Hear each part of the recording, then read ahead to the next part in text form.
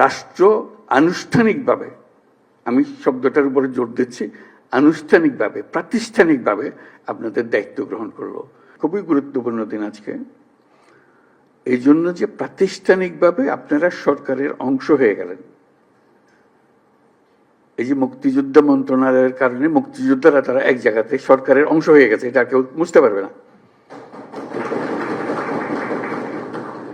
আপনারা আজকে এই মন্ত্রণালয়ের অংশ হয়ে গেলেন। এটা জুলাই স্মৃতি পরিদপ্তর সৃষ্টি হয়েছে, যেটা আপনি যাই করেন না কেন সরকারের কাঠামোর ভেতরে ঢুকে গেছে। যত কথা বলার, যত দাবি দাওয়া করার সরকারের ভেতরে রাষ্ট্রের পক্ষ থেকে একটা আয়োজন আপনাদের জন্য করে দেওয়া হয়েছে। এটা মস্ত বড় খবর। সরকারে ঢুকে যেতে পারা, এটা যে যত কিছুই করি বুঝতে পারে না।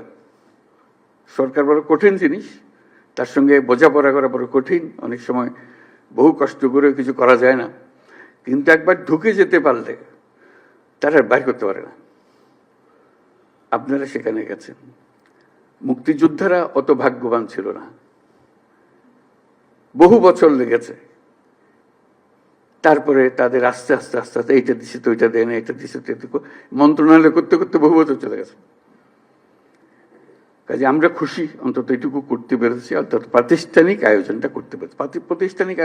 প্রাতিষ্ঠানিক আয়োজনের মাধ্যমে আপনাদের সব দুঃখ মিশতে পারে, নাও মিশতে পারে, কিন্তু এই খাপটা থাকার কারণে একটা জায়গা পাওয়া গেল, আশ্রয় পাওয়া গেল, যে এখানে আমাদের বক্তব্য শুনতে হবে। তাদের দায়িত্ব, এটা রাষ্ট্রের পক্ষ থেকে দায়িত্ব। তার একজন উপদেষ্টা থাকবে, আছে উপদেষ্টা আছে, তার সচিবালয় আছে, সবকিছু আছে। কাজে এটা বললাম যে এটা গুরুত্বপূর্ণ। তারা এক্ষুনি কি করলো সেটা হয়তো খুশিরও খবর হতে পারে, খুশির খবর নাও হইতে পারে, কিন্তু এখানে শেষ হচ্ছে না। এটা বরাবরই চলতে থাকবে, বরাবরই চলতে থাকবে, এবং সুযোগ থাকবে দাবি করার।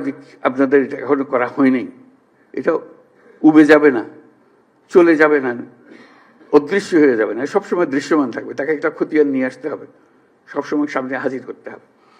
কাজে সেটা উপলক্ষে আমরা আজকে আসলাম, বসলাম সবার সঙ্গে।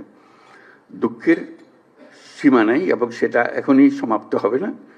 আমরা কিভাবে ধাপে ধাপে করতে পারবো সেটাই হলো বিষয়। তবে রাষ্ট্র আনুষ্ঠানিকভাবে, আমি শব্দটার উপরে জোর দিচ্ছি, আনুষ্ঠানিকভাবে প্রাতিষ্ঠানিকভাবে আপনাদের দায়িত্ব গ্রহণ করলো। এর দিন সেই দায়িত্ব গ্রহণ করে নাই, আমরা মুখে মুখে কথাবার্তা বলতেছিলাম, ব্যক্তি হিসেবে কথা বলতেছিলাম, আজকে সেটা গ্রহণ করলো।